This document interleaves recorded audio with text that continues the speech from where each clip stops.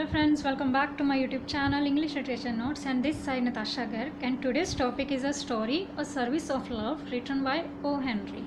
O. Henry की सभी कहानियों में एंड में एक सरप्राइज़ छुपा होता है जिसके बाद कहानी एक इमोशनल मोड़ ले लेती है।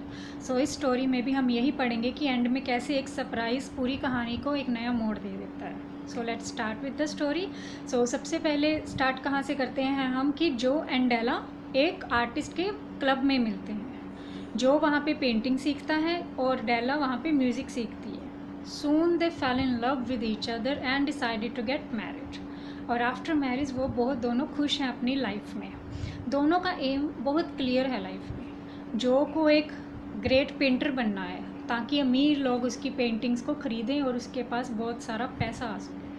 और डेलिया है वो ओपेरा स्टार बनना चाहती है। वो सिंगिंग में कुछ करना चाहती है ताकि लोग उसकी सिंगिंग को सुनने के लिए थिएटर तक आएँ, महंगी टिकटें खरीदें और वो एक अमीर लड़की बन सके।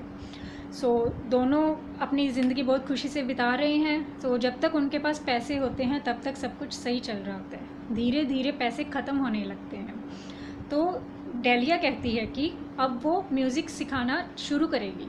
तो कहती है अगर मैं म्यूज़िक सिखाना शुरू करेंगी कुछ पैसे घर में आएंगे जिसके बाद हम घर के लिए राशन खरीद सकेंगे।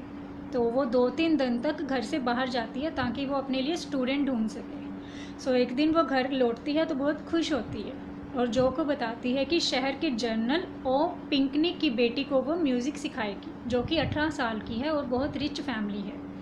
तो जो कहता है कि तुम अकेली क्यों काम करोगी, मैं भी अपनी क्लासेस छोड़ देता हूँ और मैं न्यूज़पेपर बेचने शुरू कर देता हूँ या मैं घरों में पेंटिंग या वाइट वॉश का काम करने लगता हूँ। इससे मैं भी $1-2 कमा लूँगा।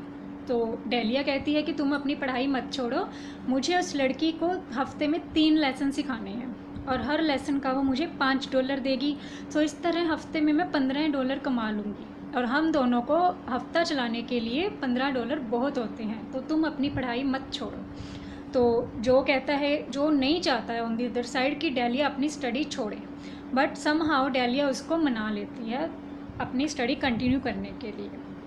तो दोनों सुबह ही बाहर चले जाते हैं और शाम को अपना काम करके घर वापस आते हैं। एक दिन जो उसको बताता है डेलिया को कि मिस्टर मैजिस्टर ने उसकी एक पेंटिंग की बहुत तारीफ़ की थी जो कि उसने पार्क में बैठकर बनाई थी। और वो पेंटिंग क्या थी, उसने आसमान की पेंटिंग बनाई थी। तो वो कहता है कि वो डेली पार्क में जाया करेगा और पेंटिंग्स बनाया करेगा ताकि कोई अमीर लोग उसकी पेंटिंग को नोटिस करें और उसके पास कुछ पैसे आ सकें। डेलिया कहती है कि जब हमें कुछ सीखने की चाह होती है तो कुछ भी काम मुश्किल नहीं होता। तो दोनों अपने काम पे लग जाते हैं। जो भी अब पार्क में चला जाता है और हर रोज़ वो शाम को 7 बजे वापस आने लगता है। हफ्ते के एंड में सैटरडे को जब डेलिया वापस घर पे आती है तो वो बहुत खुश होती है। उसने आते ही टेबल पे $15 रख दिए और वो बहुत खुश थी। बट जो डेलिया से भी ज़्यादा खुश था उसने टेबल पे $18 रख दिए और कहा कि मेरी पेंटिंग के ख़रीदार मिल गए। सो अब दोनों बहुत खुश होते हैं बिकॉज़ उनके पास $33 होते हैं। तो वो कहते हैं कि अब हम आज कहीं बाहर से खाना मंगाएंगे और वो लॉबस्टर्स ऑर्डर करते हैं। So next week again Saturday को जो डेलिया से पहले घर पे आ जाता है और अपने पेंट भरे हाथों को धोने लगता है और हाथ धोकर वो वापस टेबल पे $18 रख देता है। फिर डेलिया घर पे आती है और देखता है कि उसके हाथ पे चोट के निशान हैं, उसके हाथ पे बैंडेज बंधी हुई है।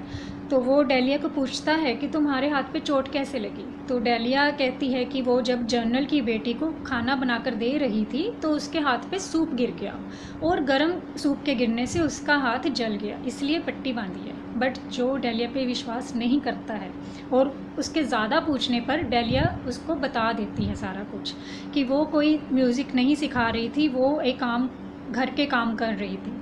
तो दोनों हंसने लगते हैं। डेलिया के मानने पर कि वो कोई म्यूज़िक नहीं सिखा रही थी, जो भी अपना सच बोल देता है। वो कहता है कि मैं भी कोई पेंटिंग नहीं बना रहा था पार्क में बैठकर, जहाँ पे जिस घर में जनरल के घर में तुम काम कर रही थी उसी घर के दूसरे हिस्से में मैं पेंट कर रहा था, वाइट वॉश का काम कर रहा था। तो दोनों एक दूसरे का झूठ सुनकर हंसने लगते हैं जब तक कि उनकी आंखों में आंसू नहीं आ जाते। सी मोरल ऑफ द स्टोरी ये है कि उन दोनों ने झूठ तो बोला बट एक दूसरे की खुशी के लिए झूठ बोला। अगर वो सच बोल देते तो ना तो वो हम ही भरते एक दूसरे को इतना ऐसा काम करने के लिए और दोनों को दुख भी होता।